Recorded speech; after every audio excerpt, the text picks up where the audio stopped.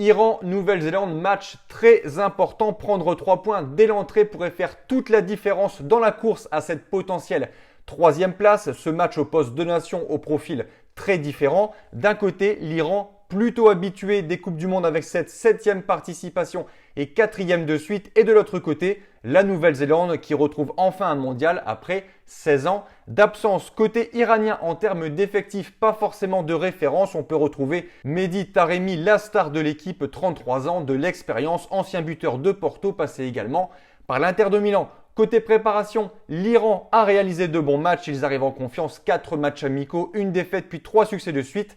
5-0 contre le Costa Rica, 3-1 contre la Gambie et 2-0 contre le Mali. En face, la Nouvelle-Zélande retrouve la Coupe du Monde pour la première fois depuis 2010 et celle en Afrique du Sud. À l'époque, les All Whites avaient réalisé un exploit terminant le tournoi invaincu avec 3 matchs nuls contre la Slovaquie, l'Italie et le Paraguay. Aujourd'hui, grâce à l'élargissement d'une Coupe du Monde à 48 équipes, les Néo-Zélandais ont obtenu pour la première fois une qualification directe via l'Océanie.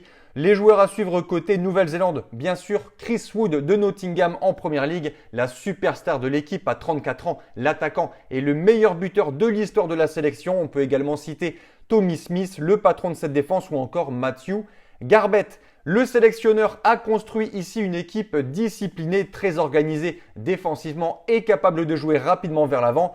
Le problème principal reste le manque d'expérience internationale d'une grande partie de l'effectif. Mon point de vue, l'Iran va-t-il franchir un cap et rêver des huitièmes de finale, ou la Nouvelle-Zélande peut-elle recréer l'exploit de 2010 et surprendre tout le monde? Je pense qu'un nul est plutôt cohérent pour ce match, je vais dire un partout.